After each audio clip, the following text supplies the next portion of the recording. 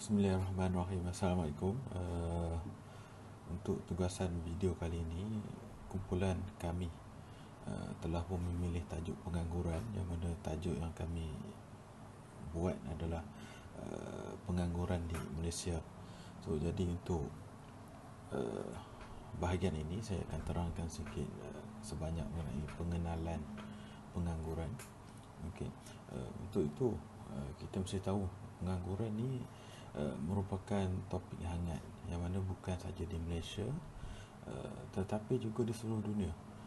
Sesebuah negara ni dikatakan mempunyai pertumbuhan ekonomi yang mampan jika pengangguran adalah rendah. Jadi jika kadar pengangguran adalah tinggi, maknanya di situ berlaku pembaziran sumber manusia. Okey, menurut Jabatan Perangkaan Malaysia, penganggur adalah individu dalam usia lingkungan 15 ke 60 tahun tetapi tidak bekerja, walaupun mereka ini bersedia untuk bekerja mengikut kadar gaji semasa di negara tersebutlah. Okey. Jadi pengangguran pula bermaksud satu keadaan yang mana terdapat lambakan sumber guna tenaga dalam pasaran tetapi permintaan tenaga kerja adalah kurang. Okey, trend atau kadar pengangguran dari satu tahun ke tahun yang berikutnya di Malaysia terutamanya tidak menunjukkan perubahan yang ketara. Kita boleh rujuk maklumat ini dalam tugasan kumpulan yang kami dah hantar kepada doktor. Okey, kita pergi kepada pengangguran pula adalah sesuatu yang berlaku dalam negara yang boleh menimbulkan kesan kepada ekonomi dan juga sosial. Okey, jika terdapat ramai tenaga buruh yang menganggur dan secara terang-terangan kita tahulah pengeluaran hasil dari beberapa sektor ekonomi di negara kita juga akan berkurang. Akibatnya keluaran negara juga turut akan berkurang. Maknanya hasil dalam negara yang mungkin kita ekspor dan sebagainya akan berkurang. Ini jelas menunjukkan bahawa kadar pengangguran yang tinggi tidak menggalakkan pertumbuhan ekonomi dan mungkin akan menjejaskannya lagi. Okey, tambahan pula pengangguran yang tinggi akan mengakibatkan pendapatan pengusaha berkurang dan secara tak langsung pendapatan negara juga berkurang, iaitu melalui kutipan hasil. Okey, dan jika kutipan hasil ini berkurang, kerajaan juga akan gagal dan tidak dapat menyediakan kemudahan infrastruktur yang perlu untuk menjana ekonomi di kemudian hari. Jadi dari segi aspek sosial punya, apa yang saya boleh rujuk daripada tugasan yang kami dah bagi, pengangguran juga boleh mewujudkan keadaan yang tak tenteram dan aman dalam keluarga. Ini disebabkan jika berlakunya pengangguran dalam sesebuah institusi keluarga, pergaduhan akan kerap terjadi. Okey. Perkara ini juga akan boleh membawa kepada kesempitan hidup dan sekaligus akan pergi kepada satu penyelesaian yang agak kurang baik, iaitu penceraian. Okey. Di samping itu juga kesan daripada masalah kewangan ini dihadapi oleh pengangguran terutamanya, mereka sanggup melakukan perkara-perkara yang tidak bermoral, sebagai contoh rompakan, pembunuhan dan kegiatan antisosial yang lain, yang mana ini boleh menjejaskan apa ekonomi negara secara amnya. Dan untuk bahagian yang seterusnya, rakan-rakan saya yang lain akan proceed dengan pembentangan yang berikutnya. Terima kasih. Assalamualaikum dan salam sejahtera. Saya Muhammad Khairul Anam bin Cikman, nombor metrik 274288. Idea dan andaian mengenai pengangguran di Malaysia. Pengangguran berkait rapat dengan soal pembangunan Malaysia. Dasar Pembangunan Nasional Malaysia DPN melalui rangka rancangan jangka panjang RRJP 1, 2 dan 3 yang telah bermula dari tahun 1971 sehingga 2005 menurut portal klik Jabatan Penerangan Malaysia 2017 telah memberikan keutamaan yang jelas kepada pembangunan sumber manusia. Usaha ini telah dimantapkan lagi di dalam rancangan Malaysia ke-11 dan telah dibentangkan oleh Yang Muhammad Datuk Seri Muhammad Najib bin Tun Razak melalui program transformasi sosial, di mana matlamat utama pelaksanaan program transformasi sosial ini adalah untuk mengurangkan kadar pengangguran dan meningkatkan ratusan kelulusan pendidikan tertinggi rakyat negara ini. Berdasarkan perubahan rancangan dan pelaksanaan dasar-dasar negara yang baru, telah dilihat bahawa kerajaan begitu komited dan tekad dalam usaha untuk membasmi pengangguran di kalangan rakyat Malaysia. Walau bagaimanapun, sehingga kini berdasarkan statistik pekerjaan dan pemburuan Kementerian Sumber Malaysia Seri 1 2017 menunjukkan peratusan pengangguran negara dari tahun 2016 dan 2017 adalah sama, iaitu 3.5% dan tidak menunjukkan sebarang perubahan yang nyata. Di samping itu, dalam statistik yang sama dapat dilihat bahawa pengangguran dari kumpulan umur 20 ke 24 tahun menunjukkan mata peratusan yang tinggi, iaitu 189.5 mata. Selain itu, 3.5% jumlah penganggur terdiri daripada mereka yang mempunyai diploma dan ijazah. Masing-masing mencatatkan jumlah mata 51.3 mata dan diploma serta ijazah bagi 61.0 mata. Data-data statistik telah dikeluarkan memberi petanda yang tidak baik kerana ia boleh memberikan kesan terhadap masa depan negara. Seperti yang dilampirkan di dalam laporan pengangguran di Malaysia, terdapat kemungkinan isu pengangguran terjadi di Malaysia disebabkan oleh sikap rakyat Malaysia yang memilih kerja. Isu pengangguran di Malaysia juga disebabkan terdapat lampakan graduat akibat ketidakpadanan jurusan yang dipilih dan peluang pekerjaan di pasaran. Terdapat kemungkinan isu pengangguran di Malaysia disebabkan peningkatan dalam bidang reka cipta dan inovasi, di mana tenaga buruh telah digantikan dengan mesin dan teknologi yang lain. Seperti mana hari ini pelaksanaan Industrial Revolution 4.0. Dan terakhir, kemungkinan isu pengangguran di Malaysia telah disebabkan oleh kedatangan tenaga buruh dari luar negara, iaitu pekerja asing, kerana kos yang lebih murah. Sekian, terima kasih. Hai, Assalamualaikum. Saya Siti Amirah binti Muhammad Azhari, nombor matrik 274625. Saya ingin kupaskan isu pengangguran di Malaysia. Okey, dalam mendepani era globalisasi yang serba moden dan canggih, masyarakat perlu mempersiapkan diri dengan tahap pengetahuan yang lebih tinggi selari dengan kemodenan yang bakal dikecapi menjelang wawasan 2020.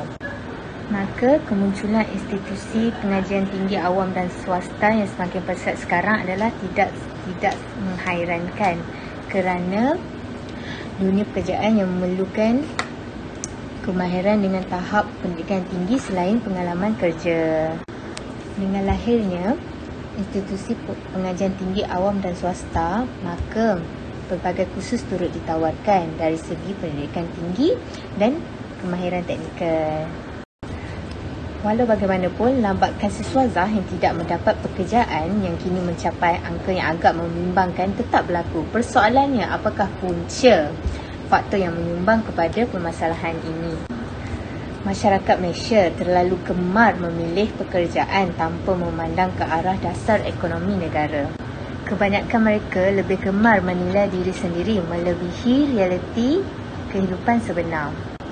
Okey, buktinya terkandung dalam laporan Bank Negara 2016 mendedahkan masalah pekerjaan dan pengangguran melibatkan golongan muda. Antara pemerhatian laporan tersebut, pengangguran belia yang mempunyai pendidikan tinggi lebih tinggi berbanding yang tidak mempunyai pendidikan tinggi. Misalnya, sekiranya di peringkat universiti dia mengambil kursus perbankan, maka bila dia dah tamat belajar, dia tetap tunggu peluang pekerjaan di dalam sektor perbankan juga. Bila dia dapat kerja contoh macam kilang ke pasaraya ke, dia tetap nak tunggu kos yang dia belajar, pekerjaan yang selari dengan apa yang dia belajar. Itu contohlah sekarang, belia sekarang terlalu memilih kerja.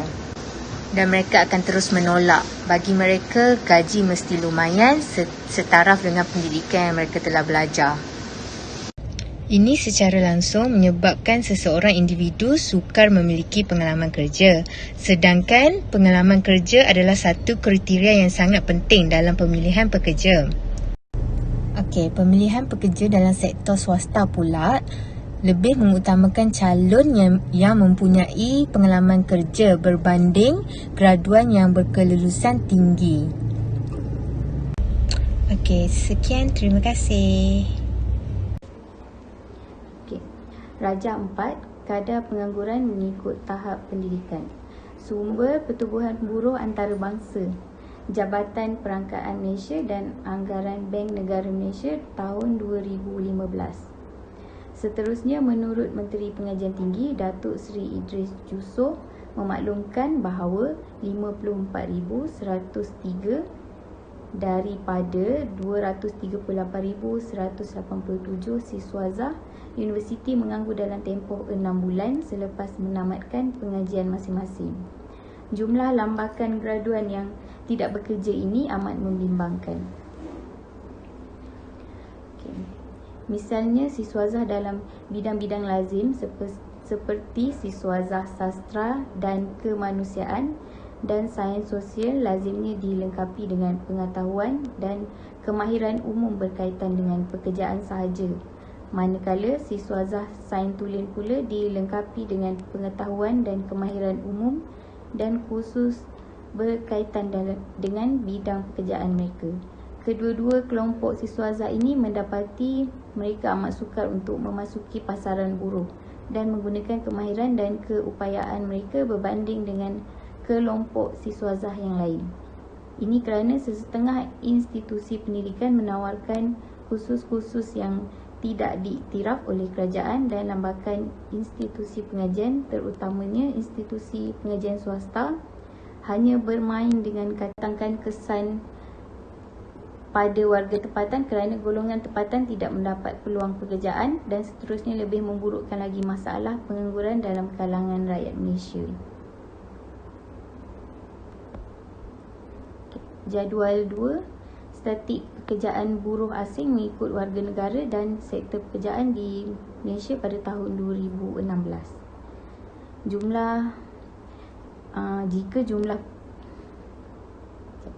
Jika jumlah tenaga buruh asing ini diganti dengan tenaga buruh tempatan, tidak mustahil jika peratusan pengangguran boleh cecah angka 0%. Sehubungan dengan itu, tidak salah sekiranya majikan menggunakan orang tempatan untuk memenuhi bidang-bidang pekerjaan di negara ini demi pembangunan negara. Selain itu, pengangguran telah terjadi disebabkan oleh penggunaan tenaga buruh dalam proses pengeluaran telah diambil oleh mesin dan robot. Ini berikutan daripada perkembangan teknologi yang telah berjaya mencipta alatan yang lebih baik dan canggih untuk meningkatkan pengeluaran dan kos pengeluaran yang semakin berkurangan. Misalnya, penggunaan mesin forklift di kilang-kilang yang dapat digunakan untuk mengangkat muatan yang berat maupun ringan dalam satu masa yang singkat berbanding penggunaan beberapa tenaga kerja yang ramai.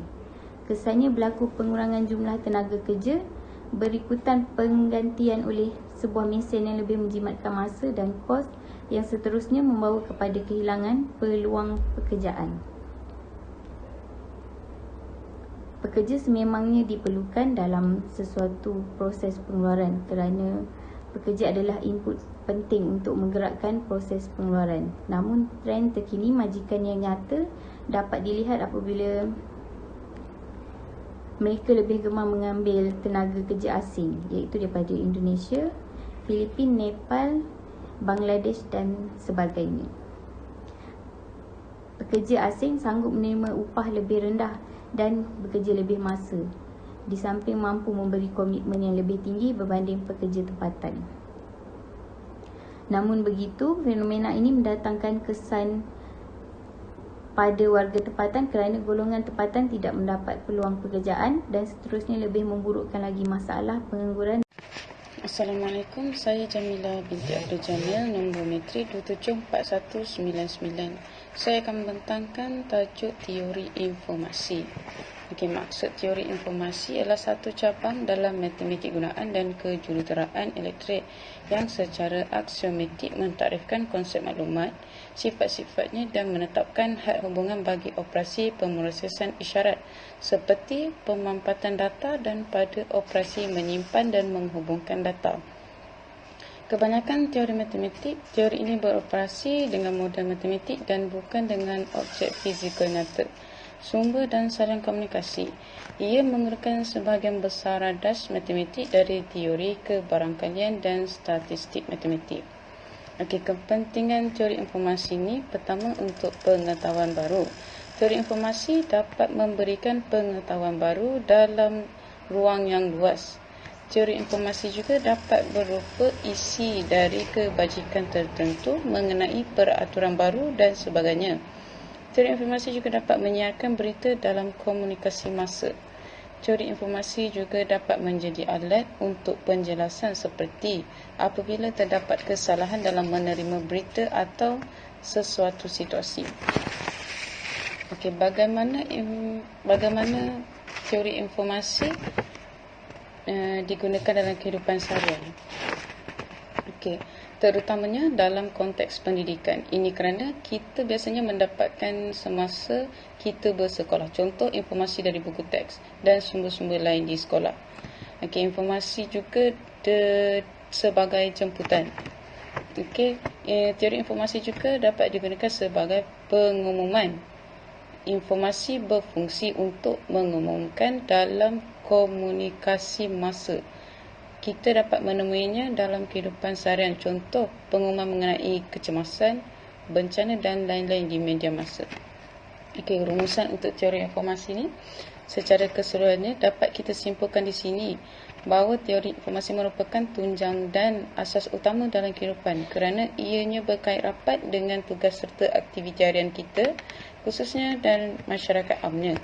Dengan adanya informasi, kita dapat mengetahui, menghantar dan menerima maklumat kepada seseorang. Setiap ruang dan aspek kehidupan kita dipengaruhi oleh informasi atau maklumat yang baik maupun yang kurang baik. Ia jelas mencakupi segala aspek kehidupan. Okay, sekian pembentangan saya. Terima kasih. Tiada penyakit, tiada penawarnya. Tiada masalah pula yang tak ada penyelesaiannya. Maka, dengan langkah-langkah yang konkret, sistematik, pragmatik yang harus dijalankan secara berterusan agar isu pengangguran ini boleh dibasmi sehingga ke akar umbi. Semua pihak sewajarnya sentiasa bertanggungjawab dalam permasalahan ini. Semua masyarakat negara ini, terutamanya golongan belia, tidak sewajarnya hanya memikirkan faktor gaji dalam pemilihan suatu kerja demi menjamin kepentingan mereka. Pihak majikan pula perlulah sentiasa memberikan peluang terutamanya bagi masyarakat tempatan maupun graduan Bumiputera bagi mencuba nasib dalam pemilihan kerja agar isu pengangguran ini dapat dikurangkan. Di samping ini, para graduan Bumiputera dapat bersaing setaraf dengan graduan yang bukan Bumiputera di persada antarabangsa. Seterusnya, pihak institusi pengajian tinggi awam maupun swasta sentiasa mengimbangi pembelajaran siswa di peringkat universiti dengan mengaktifkan pembelajaran latihan industri setaraf dengan pembelajaran teori agar pendidikan awal di dalam pekerjaan masing-masing akan dapat diperkenalkan lebih awal daripada kepada siswa. Pak kata pepatah, alal bisa tegar biasa. Terima kasih.